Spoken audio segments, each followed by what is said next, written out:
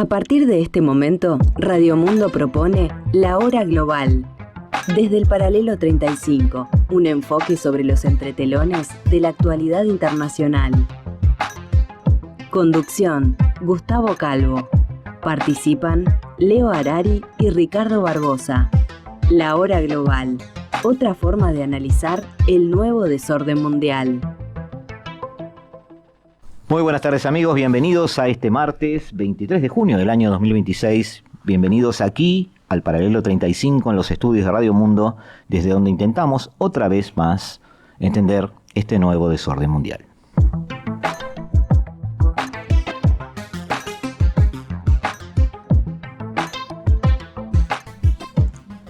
Y hoy en estudios estamos intentando hacer un raconto, un paseo, un surfeo, como queramos llamarlos, sobre eventos electorales de Latinoamérica y sacar algunas conclusiones de cómo está empezando a teñirse el mapa sudamericano o latinoamericano. Depende de quién hable, si habla de Brasil o habla México, como sabemos, ¿no? Con nosotros Candelaria Montaño, a quien les damos la bienvenida. Candelaria, ¿qué tal? ¿Cómo estás? Hola, Gustavo. Investigadora, estudiante, analista, con formación en relaciones internacionales y que viene a darnos una mano con alguna mirada sobre lo que está pasando. América Latina vota, el mapa cambia de color, Perú define entre Keiko Fujimori y la sombra de Castillo, es una forma de llamarlo. Colombia entierra aparentemente, vamos a verlo, el experimento Petro, y entrega el poder a una derecha sin partido. Y de fondo, una pregunta que recorre el continente. ¿La región giró a la derecha o simplemente perdió la paciencia con quienes prometieron transformarla? Analizamos el fenómeno con datos, sin sensacionalismo y con la teoría como brújula. 3 elecciones, una sola corriente de fondo, el fin de un ciclo. ¿No es lo que parece? Bueno, nunca lo es. Eso es lo que tratamos de analizar aquí, de despejar un poquito lo que sucede. Y antes que nada, Candelaria, hablamos primero de Perú. Hablamos primero de Perú. ¿Qué pasó en Perú? ¿Te sorprendió lo que pasó en Perú? Primero que nada, por haber relaciones internacionales, ¿no? Humanidades, licenciatura en Humanidades, opción Historia. Pero tengo interés en algún momento seguir expandiendo. Pero hubo mesas en común, ahora hace poco, hubo un trabajo conjunto. Hubo varias cosas, pero tengo amigos del Departamento de Relaciones Internacionales que me quieren siempre tomar un café conmigo, y charlar y atraer. Siempre es algo novedoso, ¿no? Sí. Pero justamente lo que pasó en Perú, yo creo que es otra señal de lo que está pasando en América Latina. Estamos hablando de un apellido, básicamente, o sea, una polarización. Vamos a partir de esa base, una polarización que está empezando a ver en el continente americano, con 2 candidatos casi siempre, o sea, porque ya no hemos tenido elecciones que se ganen en primera vuelta. Vamos con una segunda vuelta en Perú y partimos de un apellido, Fujimori. Quizás algunos, yo no formo parte de ese grupo, pero bueno, en los 90 y principios de los 2000 hubo un tal Alberto Fujimori, sí, presidente del Perú, que vale la redundancia, le ganó a Mario Vargas Llosa.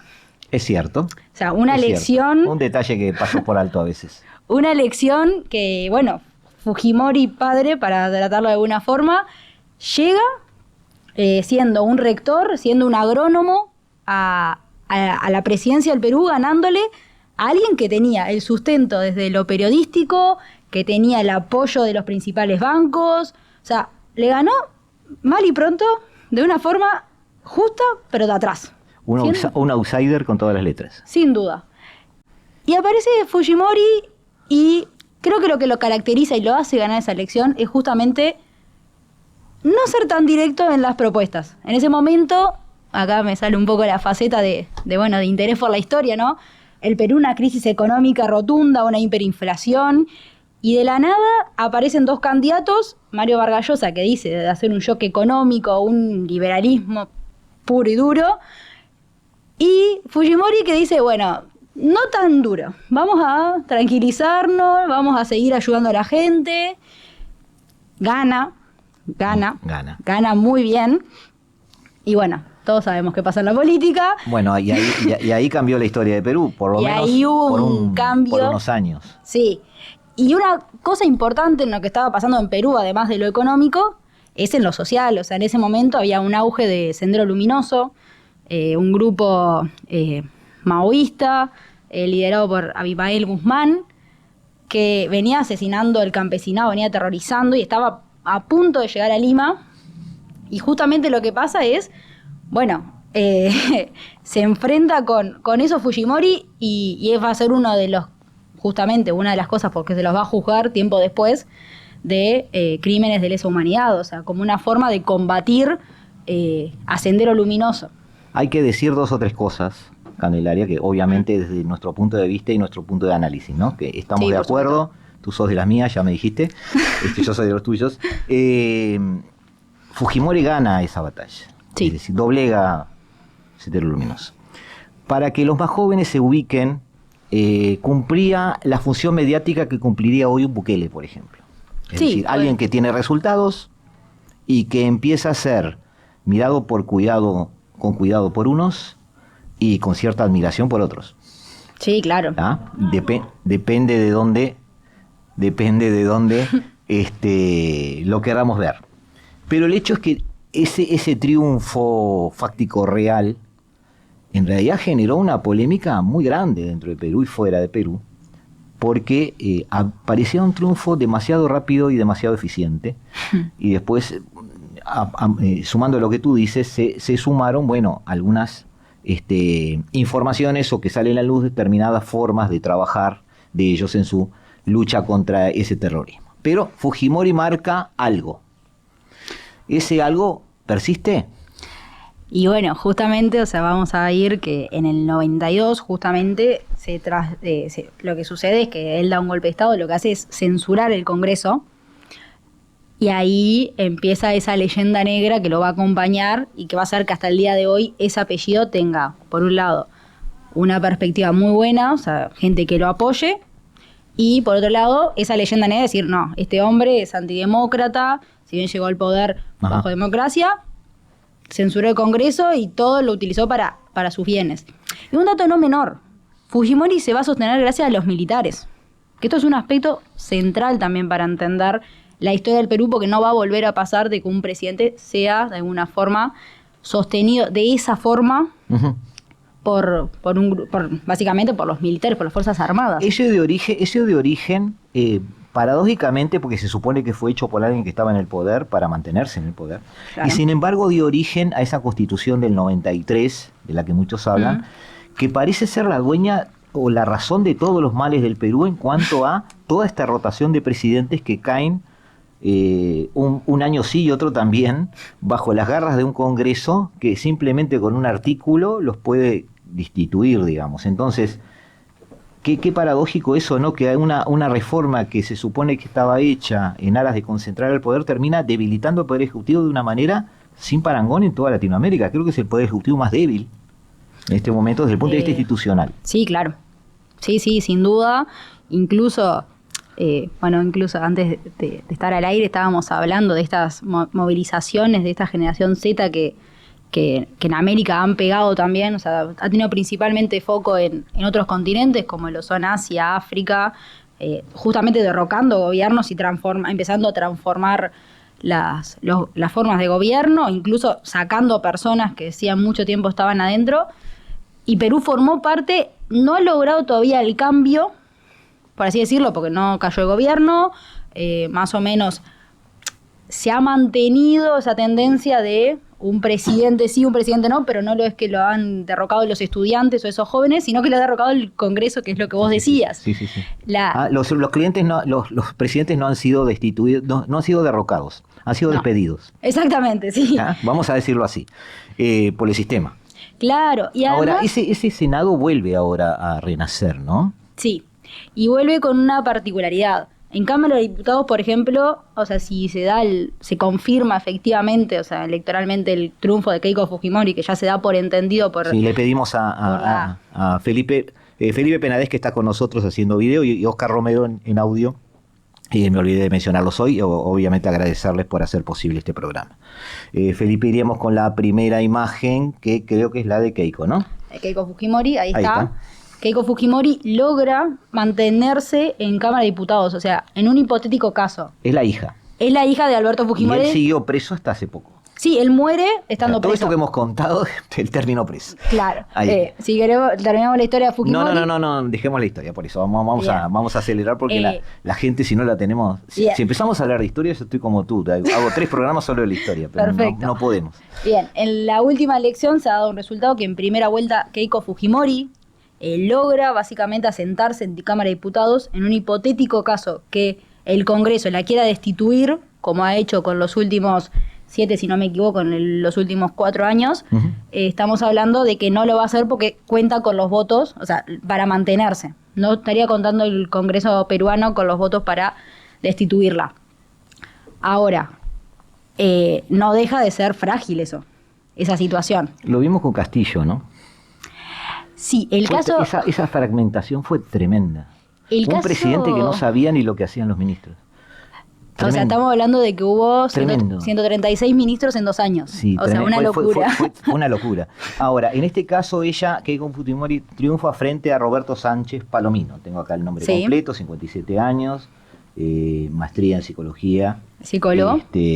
Fue congresista, es de izquierda, reivindica a Castillo, así que de alguna forma es un poco la sombra de Castillo. Con el sombrero, su sombrero característico. Le faltó tomar el sombrero de Castillo. No, lo llevó en los últimos meses, llegó. Ahora, en esa primera vuelta, le pido la segunda imagen a Felipe, que es justamente la de este hombre, la de Roberto Sánchez.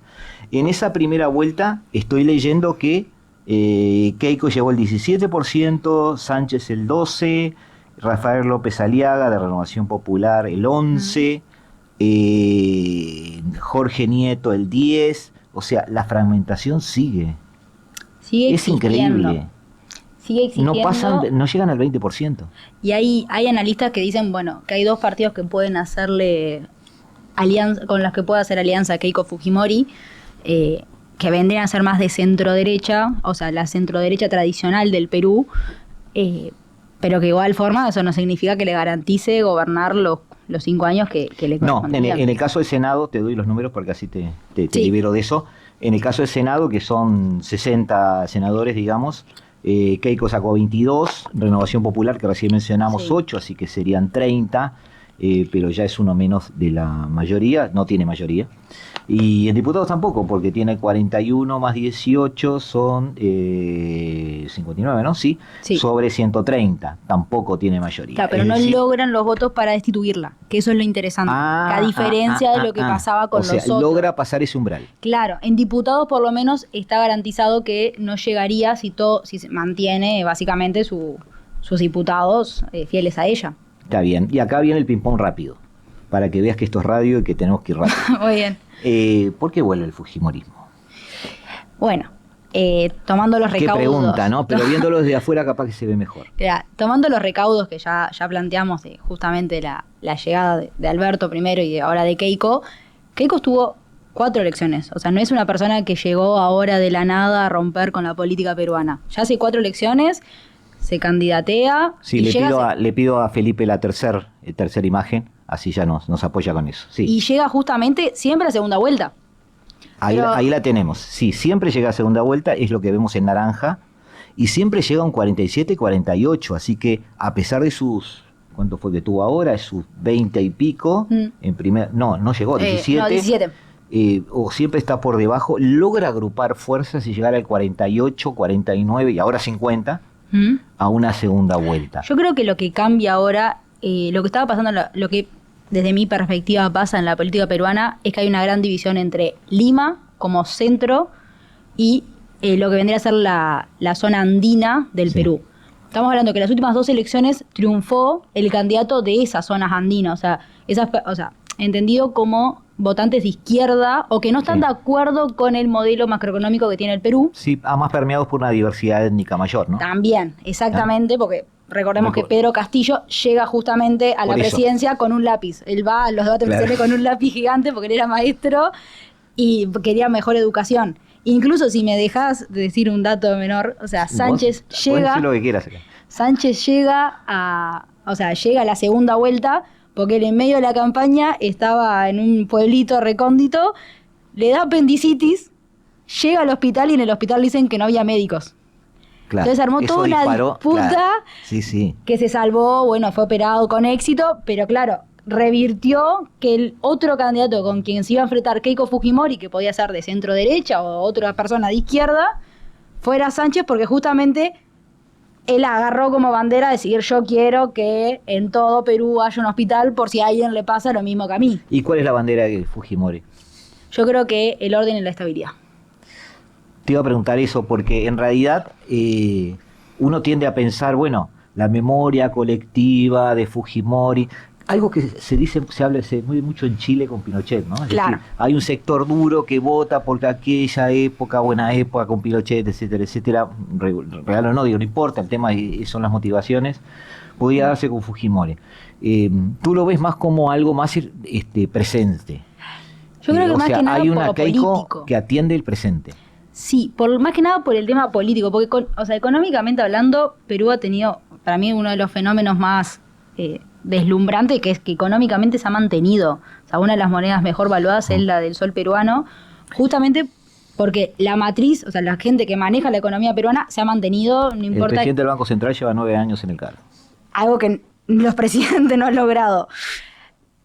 Creo que justamente el voto que se da, o sea, el voto de confianza que se le da y ganando en lugares elementales con el voto exterior, que es lo que caracterizó a Keiko Fujimori, porque Keiko Fujimori gana por el voto exterior, porque, o sea, ahí está lo otro curioso, ¿no? Keiko Fujimori pierde en Perú, pero gana gracias al voto exterior. Pero gana en Lima. Gana en Lima, Así que en Lima tenemos un perfil que atiende la seguridad. sí, la seguridad, Estoy tomando lo que me dijiste. la seguridad y la estabilidad política, Ahí está. que son dos factores que, bueno, por suerte en nuestro país No, obviamente. No nos toca. Ahora vamos a la segunda pregunta y estamos redondeando con esto el tema de Perú. Claro, la gran pregunta ahora es a futuro. ¿Será la 11ª presidente que va a renunciar o va a ser despedida en pocos años?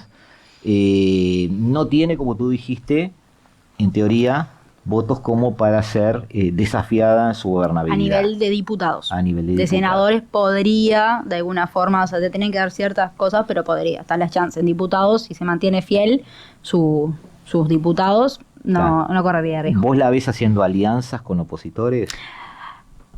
Yo- ¿O al revés? ¿Ves a los opositores aceptando alianzas con ella? Yo creo que no. Por la historia incluso del Perú.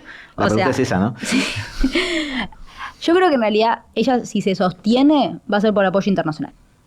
Yo creo que ella durante la campaña, su única fuente así como hay referentes que, no sé, reivindican a Trump, a Milei, Kast en algunos casos, Noboa, no sé, Bukele, que también ha sido reivindicado en muchas elecciones, Keiko Fujimori toma a Corina Machado. Y no lo hace solo por ser la Nobel de Paz, sino porque en Perú hay una gran camada de venezolanos exiliados. No toma Milei, no toma... No. No va por ese lado. No, siempre reivindicó y siempre dijo: yo llamo a Corina Machado, yo hablé con Corina Machado. Y eso también da un mensaje.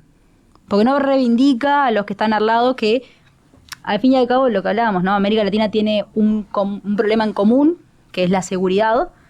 Y todos muchos, o sea, la mayoría, por así decirlo, perdón, se ha dado para el lado de decir, bueno, Bukele, sigamos el modelo, o los que están en contra de Bukele. Primer diagnóstico de Candelaria, esta elección no fue ideológica, fue de gestión. Sí, definitivamente. Y yo creo que si Keiko Fujimori se logra mantener por lo menos 2 años, creo que daría una estabilidad que incluso ni Diana Boluarte, que fue la anterior que duró más tiempo en el cargo, Sí, lo logró. Recordá que el último que cumplió mandato, si no me equivoco, es Alem García. sí. Antes de Que ya no está suicidarte. entre nosotros, pero También. bueno. Entonces, creo que Perú tiene tomó la decisión de ir por una estabilidad más política, en búsqueda de una estabilidad política que le dé un solvento también para salir al mundo y no solo refugiarse en lo económico que justamente lo ha sostenido. Amigos, redondeamos Perú con esto y en 2 minutitos volvemos a estar con ustedes. Nos vamos a un pequeño corte y volvemos con Colombia. La hora global.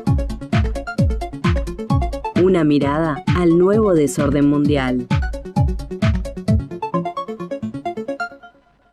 Seguimos, amigos, en el 1170M de vuestro dial, seguimos en la tarde de Radio Mundo, los estudios de Radio Mundo, haciendo la hora global, esta herramienta para tratar de entender el nuevo desorden mundial en este martes 23 de junio.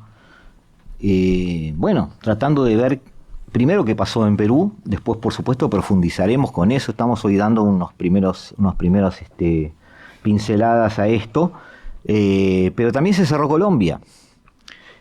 Abelardo de la Espriella, creo que esta vez lo dije bien, me sale bastante mal normalmente, en una apretada segunda vuelta ganó por, podríamos decir, un 1% de diferencia, unos 250.000 votos, a Iván Cepeda, el delfín de Petro, podríamos decirlo así, y también algo interesante para analizar, porque otra vez se enfrentan dos discursos polarizantes, que podríamos decir de izquierda a de derecha, aunque alguno de ellos no lo reconozca, pero en realidad es así. Por lo menos el votante que recibe eso, recibe ese impulso, esa motivación. Y Candelaria en este caso ganó, sí, un outsider, no como Keiko Fujimori, que no era un outsider, un abogado penalista, sin cargos públicos previos, no había tenido una gestión de gobierno. Y su discurso sí no apela a Corina Machado, sino que es un discurso más vía Milei y Trump, podríamos decir algo así, aunque ahora está de moda Peter Thiel también, pero Bien. Algo de eso podemos decir: darle reducción drástica del Estado, seguridad punitiva, megacárceles, libre mercado. Es muy Bukele, ¿no? La verdad que sí, bueno, todavía a la espera, a la Sí, confirmación. ¿cómo viste la elección esta? Bueno, partamos de la base que dentro, por así decirlo, Cepeda, el delfín de Petro, gana cómodamente en las internas. Y es llamativo que justamente haya elegido también a una senadora indígena como su vicepresidenta. Ya ahí ya empezó a seguir una mirada de... Ese es el menú AMLO-Petro, ¿no? Bueno, es como una forma que tienen de intentar incluir Ahí está. a todos dentro de la política latinoamericana, precisamente de Colombia, que tiene una gran base de su población indígena. Pero también es interesante entender lo que pasó en la derecha. O sea, tuvimos una elección donde, bueno, Alvarado de la Espinilla, perdón si lo pronuncio mal, pero también es un apellido complicado y no frecuente para nosotros, se impone con una contundencia ante la otra candidata de la derecha, si viene a distintos países, pero quien logra llegar contra Cepeda es él sobre Paloma...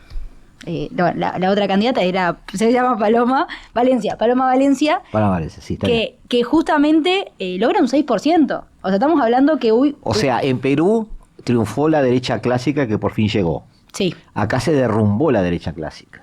Sí, que incluso lo hablábamos, ¿no? O sea, el pensar también, Colombia, un país tradicionalmente de derecha. Sí, tiene eso. O sea, Petro era la excepción. Petro fue la excepción en su inicio, que incluso Petro, es importante recordar que pierde primero en la segunda vuelta con Duque, la segunda vez que Duque va de candidato a la presidencia de Colombia, va contra Petro, Petro pierde, ya la segunda vez sí oficialmente se produce la victoria de Petro, que es una figura también a analizar, ¿no? O sea, una figura totalmente relevante para entender, porque no podemos pasar desapercibido también el contexto de Colombia. Bueno, acá tenemos cosas más complicadas que Perú. Sí, sin duda. O sea, acá no hubo un sendero luminoso, sino que sigue habiendo algo mucho más grande que sendero luminoso. No voy a decir peor, pero más grande. Más grande.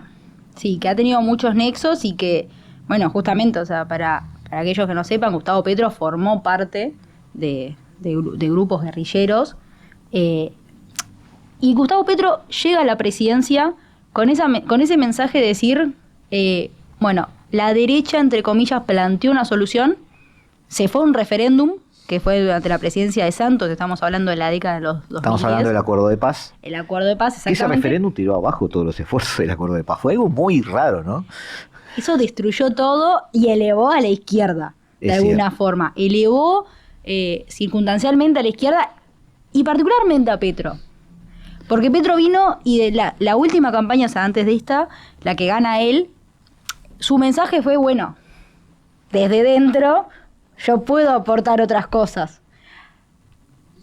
Y creo que ahí estuvo el problema de esta elección, o lo que se está enfrentando la gente cuando tuvo que decidir entre justamente su delfín, o sea, seguir la misma línea, o dar un vuelco a la derecha, pero no a la derecha tradicional colombiana, sino a la La explicación otra. entonces de la derrota de Cepeda es Petro.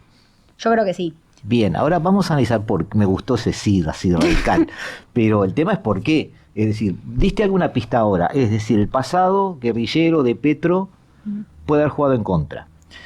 ¿En qué sentido? En el sentido de que él, a ver, estoy haciendo las comparaciones con José Mujica, ¿no? Que lo tenemos cerca. Pero Mujica de alguna manera se enfrentó a una carrera política, por decirlo de esa manera, luego de que la guerrilla ya no estuviera operando.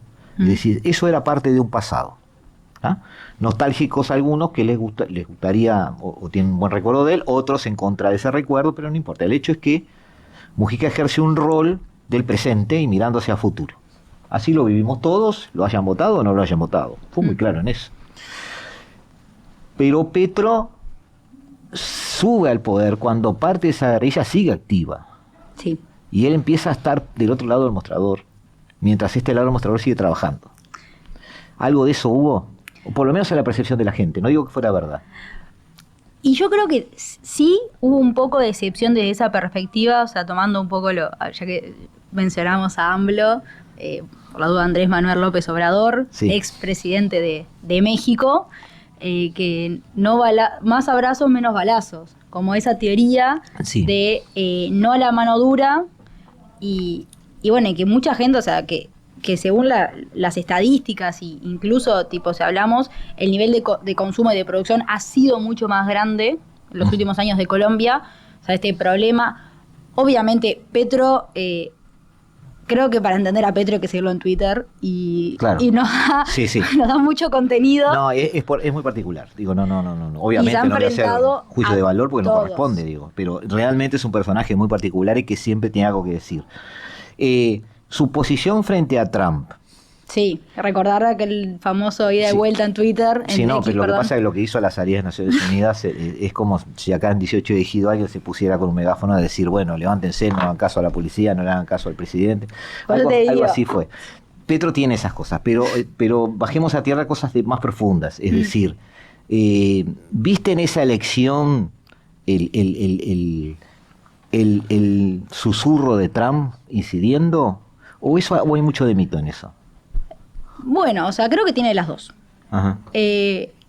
O sea, podemos atribuirle el mito por decir, o sea, todo lo que sea de derecha ya de por sí, el término derecha dentro de la población o dentro de mucha gente es término malo. O sea, decir soy de derecha está mal, o sea, se entiende mal, o sea, no.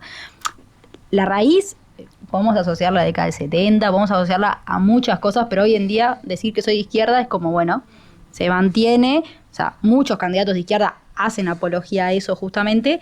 En cambio, muy pocos candidatos a la presidencia o diputados te dicen yo soy de derecha. Claro. Sí, sí. Es algo interesante. Y que el candidato vencedor el otro día, bueno, o el que está en tendencia a ser vencedor, una de las primeras cosas que haya dicho, yo ya hablé con el presidente Trump. Claro. Y bueno. Te pone a Trump arriba de la mesa. Claro, lo que pasa es que quizás al votante iguales son, no le cambia. Bueno, Aunque él pretenda que sí. yo creo que en Colombia el fenómeno Trump también tiene un peso bastante particular. Sí. O sea, recordemos que uno de los países más damnificados de los vuelos de Trump de deportación fue Colombia, que fue gran parte de su disputa con Petro. También vive muy cerca de lo que pasó de Venezuela. Trump, creo que en el último tiempo en Latinoamérica en sí ha pegado de una forma muy particular. Claro. Pero también me quedo con el fenómeno Milei. Ajá. Porque Mientras tanto le pedimos a Felipe la siguiente imagen, que es la de Abelardo, justamente. uno de los pocos que se animó a felicitar el triunfo fue Milei, haciendo apología de su apodo del león. Claro. Es decir, el tigre y el león son amigos, o sea, o se alinearon. O sea, fue un Twitter que subió tipo haciendo referencia justamente a eso. Ahí Cepeda, Cepeda, ahí está. que característico por su cuellito Mau durante toda la campaña. Ahí está, este es el la delfín camisa. de Petro. Está bien. Yo capaz que los ordené mal, por eso le pido disculpas a Felipe. Y la otra imagen que tenemos sería la de Espriella. Ahí está. Este es el futuro presidente colombiano. Que además también... Hasta tiene la barbita de Bukele. Eso no me había dado cuenta. Lo que sí me había llamado mucho la atención, que justamente en época de mundial, ya que estamos, que él siempre hizo campaña con la camiseta de Colombia. Ajá. Que fue una disputa, también como vimos con Keiko, que Keiko las 4 campañas siempre estuvo con la camiseta del Perú. Recordar que la primera vez que Keiko fue candidata, Perú salió última en las eliminatorias. O sea, no era como ese fenómeno de decir, bueno... Pero es un nacionalismo... gratificante. A ultranza. Y sumado también, brevemente, el tema de la polémica que hubo cuando Petro fue a despedir a la Sele, como le dicen los colombianos, que a la selección de Colombia, que hubo una disputa ahí con el capitán, con James Rodríguez, porque no quiso saludar a la hija. Uh-huh. En pleno auge de las elecciones, o sea... guiñadas también de la gente, de gente con poder, que capaz que para algunos pasa desapercibido, para otros que son más quisquillosos se dieron cuenta de ese detalle y que en redes sociales lo usaron para justamente decir la serie no apoya a Petro, que capaz que no tiene nada que ver.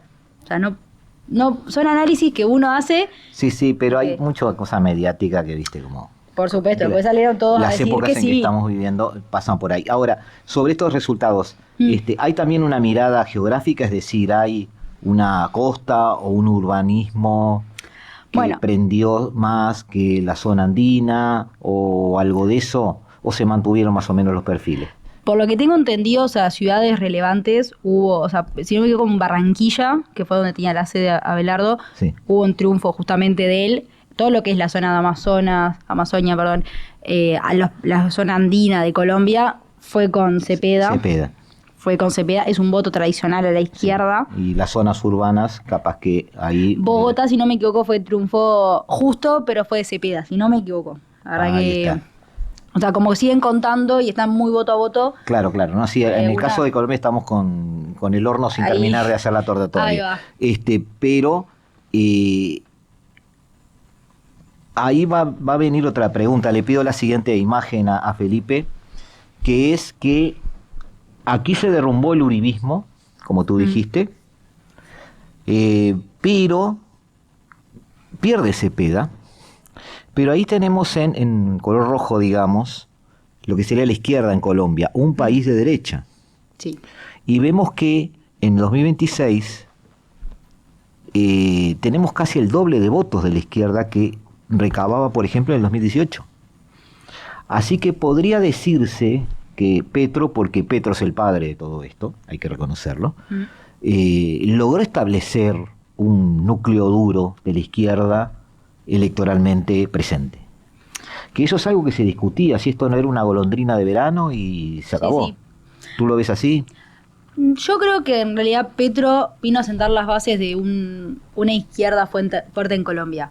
Hay un dato que lo dijo Cepeda en su discurso el otro día cuando salió, o sea, a decir mesura con el tema de los resultados, no hay un ganador definido, que es que 40.000 personas más fueron a votar y esos 40.000 votos fueron para Cepeda. O sea, particularmente jóvenes, asustados por esa figura. Es que Cepeda perdiendo sacó más votos que Petro. Sí. Es decir, en realidad creció la base la de intención de voto. Sí. Eso fue algo que los dos reconocieron y pero evidentemente De la Espriella como que logró conectar. Canalizar, creo que... ¿Por qué lo ganó? ¿Por qué logró canalizar? Capaz que me decís lo mismo que con Keiko. Y yo creo que en realidad, o sea, también mano dura. O sea, creo que el término... hay una diferencia igual con Perú, que Perú es por un tema también político. O sea, si bien... O sea, Colombia tuvo una relativa, a pesar de que hubo ciertos escándalos alrededor del gabinete y del presidente Petro durante su mandato. Desde mi perspectiva, creo que lo que, o sea, empezó a escandalizar es el tema de, el tema de los cárteles de droga, el tema justamente de la seguridad, o sea, como que hay ciertos índices, además de la economía. Yo no soy experta en economía y tampoco me gusta meterme en esa perspectiva porque desconozco ciertas cosas, pero un poco los análisis que hacía, no sé, la CNN o incluso El Comercio en Perú hablaban de que, bueno, justamente estaba el tema del peso colombiano, estaba en una caída, había como ciertas alertas que hicieron que la derecha, entre comillas, podía intentar solucionar estos temas. Como se le dio una oportunidad a Petro, podía ser... Se le dio una oportunidad a Petro, dijiste. Yo tengo acá, hice un listado de las promesas de Petro en el 2022. Porque en aquel momento yo fui invitado a un programa y hice una referencia a todo lo que había dicho en campaña. Y me acuerdo que yo arriesgué que algunas cosas parecían no ser razonables. Me acuerdo que él quería desligarse del tema del petróleo cuando Colombia exportaba el 30% de sus exportaciones eran de petróleo. Parecía algo un poco ilógico, ¿no? Y irreal. Pero él prometió, por ejemplo, una reforma de la salud que nunca fue aprobada. La salud en Colombia está particionada, es decir, los seguros de salud son empresas que son intermediarios entre el usuario y lo que podríamos llamar la mutualista, el sanatorio o el hospital o lo que fuera. Y la idea es que Petro las quería derribar, destruir, intervino 8 de ellas, el Estado intervino tomando control sobre ellas y el resultado fue peor, es decir, la deuda de los hospitales trepó a 15 billones, hay pacientes sin medicamentos, o sea, eso es un rotundo fracaso. Sobre la paz total, el Ejército de Liberación Nacional rompió negociaciones ahora en el 2025, hoy hay un asesinato cada 38 minutos en Colombia. Se ha desplazado el 85% de las poblaciones rurales del lugar debido a la guerrilla o al narcotráfico, según las Naciones Unidas, ¿no? Esto no es un invento. La reforma de pensiones se aprobó con vicios de forma, después fue anulada por la Corte Constitucional, se aprobó de vuelta y todavía está pendiente de revisión. La reforma laboral, bueno, acá tenemos una buena, una cumplida. Fue aprobada por el Senado en junio de 2025, una reducción de jornada laboral, estabilidad laboral, es el único logro legislativo de que puede hablar Petro. La Asamblea Constituyente está abandonada, Cepeda mismo la descartó para traer el centro en la segunda vuelta. El gran acuerdo nacional nunca tuvo lugar, la oposición y los partidos independientes rompieron relaciones, nunca prosperó. Y el tema de seguridad y defensa, él hizo 16 promesas puntuales, de las cuales hoy podríamos tildar 4 como que sí, que se cumplieron. O sea, merece crédito eso, pero no hubo ningún otro avance concreto. Es decir, también acá hablamos un tema de gestión, o tratándose de Petro el tema ideológico también juega y también hubo una pérdida por causas ideológicas, o simplemente de gestión. Ahí estamos adivinando lo que piensa el colombiano, ¿no? Claro. Que los oyentes sepan eso. Sí. O sea, un poco también las encuestas antes de las elecciones, viste, ahí como no sé si decirlo término boca de urna, pero viste que hay personas siempre que como, bueno, ¿cómo ves al gobierno? ¿Qué pensás? Y eso, decían que estaban muy decepcionados de Petro, o sea, la decepción hacia la figura de Petro es significativa, y creo que también es a la administración, o sea, si bien no tuvo tanta inestabilidad como sí lo tuvo Perú con el tema de los presidentes y ministros, Petro tuvo que hacer varios cambios de gabinete, polémicos muchos. Recordar lo que pasó con el ministro, el canciller. Nada más tuvo la mala idea de hacer una reunión de gabinete al aire, en línea, y se terminaron peleando entre ellos. Fue una cosa horrible. Pero después creo que no se repitió. Dejando esas. Sí. Creo que la administración Petro ha dejado mucho y a muchos colombianos, vuelvo a decir, según lo que se ve, viste, en esas entrevistas que te hacen por la calle, o hoy en día que está muy de moda que personas vayan y te hagan preguntas en sí de qué opinas de distintas cosas, decían que estaban muy decepcionados de la gestión particularmente, no tanto de la figura Petro como presidente, que para algunos es escandalosa, que va en la creación, o sea, para algunas personas hay cosas que son escandalosas. Sí, es resistido, sí. La administración o cosas que él se esperaba de él, creo que por esa idea, ¿no? O sea, por primera vez llega a la izquierda. Además tiene una forma de hablar muy tajante, ¿viste? Me hace acordar a Lula cuando empezaba, o sea, muy... siempre alguna frase chispeante que vos decís, como decís, yo la tengo toda. Sí. Déjame llegar al poder, que esto yo te lo arreglo, no lo arreglo nadie, y yo lo arreglo. Entonces, claro, eso te crea una expectativa en determinado nivel de la población que no tiene mucha formación intelectual muchas veces, decir, bueno, alguien que me soluciona el problema. Lo que pasa es que acá, como en Perú, estoy viendo que no están eligiendo gente que solucione el problema, sino que le solucione el miedo. Sí, lo que se está planteando hoy en día no sé si la palabra sí es con ciertas personas o ciertas figuras, me animaría a decir, que vienen por fuera de la política y vienen a plantear, bueno, ya... Te lo soluciono en 5 minutos. Claro, la casta, utilizando lo que dice el presidente argentino, o los valores tradicionales no pudieron, los partidos tradicionales no pudieron, yo voy a hacerlo, no lo voy a intentar, yo lo voy a hacer. O sea, lo afirman. Petro en un debate, y ya nos vamos amigos a otro corte, Petro en un debate tuvo la respuesta de otro candidato diciendo ¿cómo va a arreglar esto si no tiene tantos millones de dólares, por ejemplo, para hacerlo? Y sacó un papelito y le dijo, yo te voy a explicar. Entonces el otro se acercó al atril del otro, en pleno aire, explicándole, mira, sacás de acá 50 millones, los pones acá. O sea, eso era Petro. Entonces, claro, eso impresiona. Sí, llama mucho la atención para el votante. Pero el resultado no fue ese. Y, o sea, creo que la campaña de Cepeda a nivel macro fue muy buena. O sea, creo que cómo se movió, de qué forma habló. Una izquierda más moderna en algunos aspectos, ¿no? Un poco más moderada, diría yo. Bueno, eso para mí es más moderna. Ahí va. Claro, yo viví izquierdas más complicadas. Ahí va. Y derechas más complicadas. Sí, sin duda. Creo que ahí se vio que Petro, con su extremismo o su forma de ver, vamos a decir lo mismo, o sea, Petro no te contesta como un presidente, sino que te contesta como una persona que está en su casa y te contesta por Twitter, claro, y le dirige mensajes a presidentes o a legisladores. Bien. Entonces, ¿futuro?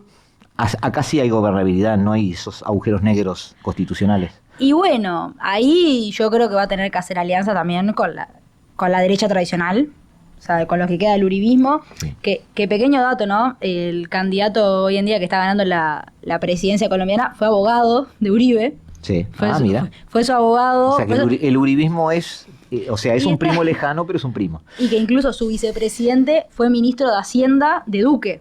O sea, hay un nexo con el uribismo. O sea, por eso también capaz que no fueron todos con el candidato Uribe, pero el uribista tiene dónde ir. Vio que había futuro por ahí, por lo menos. Está bien. Amigos, ya volvemos a Nacho Grieco, que nos escribe. Le agradezco los conceptos, estoy de acuerdo con él. Ya volvemos en 2 minutitos. Estamos con ustedes aquí en la tarde de La Hora Global. Estás escuchando La Hora Global. 60 minutos para analizar el nuevo desorden mundial. Buenas tardes, amigos. Seguimos en el 1170M de vuestro dial. Seguimos en este martes charlando también fuera de hora como corresponde, fuera del aire como corresponde, en todos los programas de Radio Mundo. Y por supuesto acá en La Hora Global también. A pesar de que no parece ser resultados ideológicos, según Candelaria hay mucho de gestión en esto, o todo de gestión en algunos casos. De hecho hay una nueva derecha continental. Le pido el próxima imagen ya a Felipe, porque hoy lo que tenemos allí estoy confundido, está más o menos, sí, no está muy bien eso, pero me sirve la parte sudamericana. En Sudamérica tenemos que estar reducida a la izquierda a ese azul que está allí, es decir, 3 países, tenemos que contar Uruguay. Y le pido la siguiente, ahora sí a Felipe, que es el cambio, a ver si es la que yo digo, ahí está, el cambio de esa ola rosa que hubo en su momento, la segunda ola rosa fue en realidad, porque la primera fue a principios del siglo, y hoy estamos ya limitados porque ya Colombia está pintada de azul. Venezuela en realidad hoy sería una especie de gris, es una especie de colonia de Estados Unidos, digamos así, un territorio administrativamente manejado por Estados Unidos. ¿Hubo un cambio hacia la derecha o en realidad pasaron otras cosas? Por ejemplo, me has dicho hasta ahora que hablan de seguridad. Sí. ¿Pero hablan de algo más? De seguridad. Bueno, el achique del Estado es un tema que está siempre presente. ¿A qué nos referimos con achicar el Estado? Es una de las grandes incógnitas. Partamos de el primero en llegar en esta segunda, podemos decirle segunda ola también, de las derechas, porque hubo un intermedio entre las dos Marías Rosadas. Sí, es cierto eso. Que ahí tenés la presidencia de Macri, la vuelta del Partido Colorado en Paraguay, Colombia en ese momento siempre de derecha, tenés también que falleció el de Chile, que falleció en el helicóptero, que no sale ahora el nombre. Piñeda, Sebastián Piñeda también. O sea, tenés como un sostén, incluso algunos lo ponen a la calle Pou dentro de esa, ahí entrando ahí a izquierda último. No es. Exactamente, ahí finalizando, siendo el último presidente de esa primera ola azul, que estuvo conformado por lo que fue el Pacto de Lima, el Grupo de Lima, que buscaba hacerle oposición a lo que era el Foro de San Pablo, tan conocido, que reunía siempre a los líderes de izquierda. Pero esta ola viene arriba del caballo ideológico de la derecha. Es que es como incluso cuando lo pensás, las nuevas derechas en Europa. No podemos catalogar a todos dentro del mismo lugar. O sea, incluso lo fuimos viendo hoy. Keiko Fujimori se impone detrás de Corina Machado como baluarte. Después tenés que hay muchos presidentes que se van detrás de Bukele, otros que suman a Trump. Milei, que también está dentro de algunos ejemplos.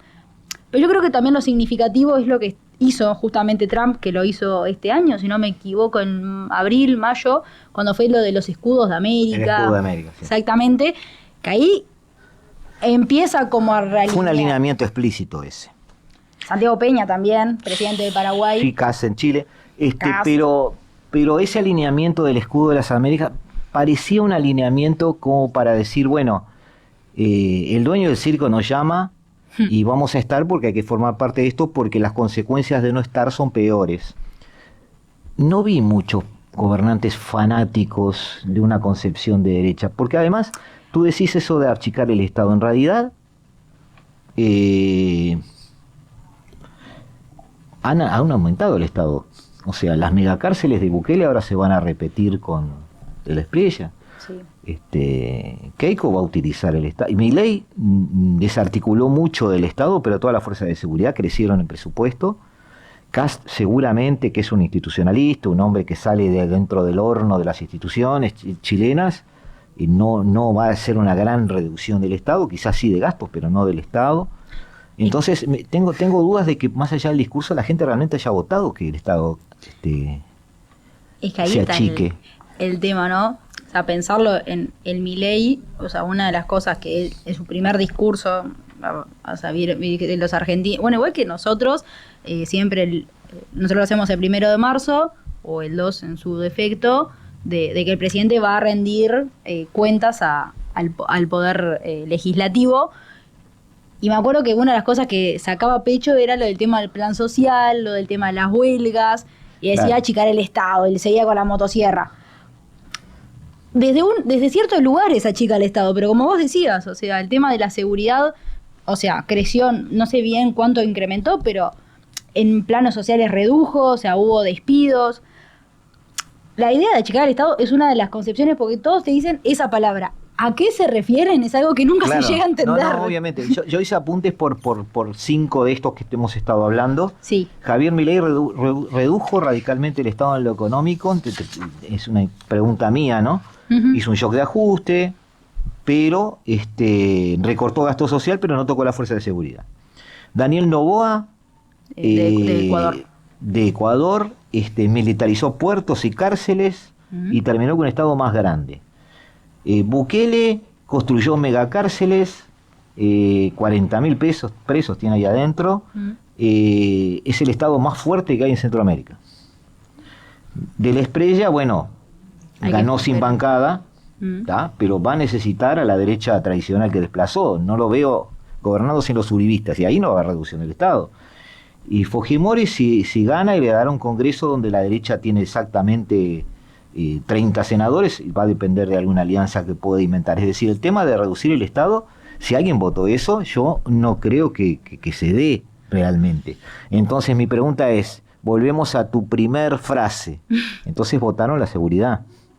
Y yo creo que sí. O Le sea, pido a Felipe la siguiente imagen, sí. la estabilidad también, o sea, En el discurso, o sea, porque tampoco podemos decir que, bueno, o sea, la derecha históricamente se ha caracterizado por la estabilidad, por mantener un cierto orden, y la izquierda como siempre venía a ser disruptiva con eso, y podemos hablar de que hay muchos lugares donde, o sea, se puede estar votando por la seguridad, o sea, Ecuador fue un claro ejemplo, lo que estaba pasando, sumado que, bueno, Ecuador está teniendo otros problemas ahora con lo de Correa, de último momento, que sí, ahí lo están denunciando.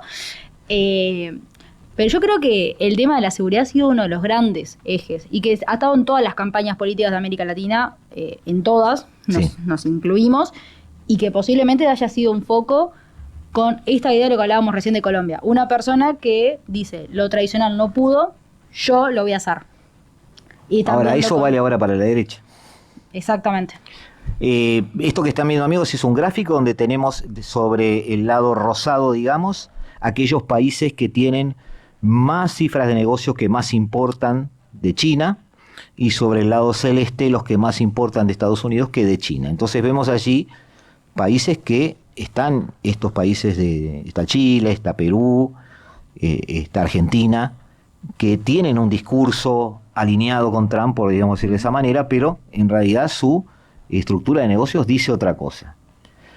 También hablan de achicar el Estado y ya estamos viendo que quizás no sea lo que realmente suceda. Le pido a Felipe la última, que es con lo que quiero terminar el programa hoy, que es muy interesante de ver. Les quiero aclarar que vamos a subir todo esto a la página web del programa. Les pido por favor que lo lean atentamente, que lo vean, porque es muy buen material. Tenemos allí una especie de reloj donde todas las derechas que han llegado al poder, digámoslo de esa manera, tienen allí el tiempo que va corriendo. Allí están Kass, está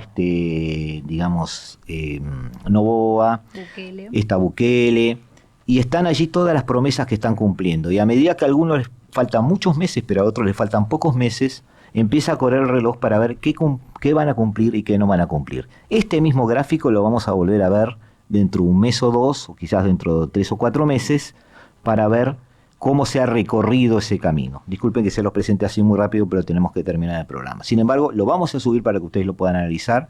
Está ítem por ítem, promesa por promesa, y los meses que faltan para que esos gobernantes, en teoría, dejen el poder. Ahí veremos si discurso versus realidad, esta ola azul va hacia algún lado, o también es otra ola que será, parte de la historia, pero circunstancialmente y sin dejar una huella profunda. Vamos a verlo. Candelaria, ¿algo más que quedó en el tintero? No, agradecer la oportunidad de estar acá y nada, un placer analizar un poco la política y los últimos sucesos de Latinoamérica. Candelaria va a tomar todo este material y lo va a transformar en un paper que lo vamos a publicar en la página web de La Hora Global, que ya está funcionando, lhg.ui, pueden acercarse por allí. No van a tener actualizaciones todos los días, pero a eso sí vamos a llegar la semana que viene o la otra. Eso no se preocupen, que vamos a ir evolucionando. Pero ya van a ver el paper de ella esta semana que viene seguramente en línea, con todas estas gráficas y todo esto que además complementa todo lo que hacemos aquí en Radio Mundo. Ahora los dejamos, viene Raúl Coe con Hijos de Punta y luego la mejor música del mundo durante 2 horas donde no envejecemos con Eduardo Rivero, escuchando, como les dije, la mejor música del mundo. Me está diciendo un oyente, siempre suban todo, saludos a todos, a ambos, Ernesto. Bueno, Saludos, Ernesto, un gran abrazo, gracias por escribir y nos volvemos a ver. Chau, chau. La Hora Global. Una mirada al nuevo desorden mundial.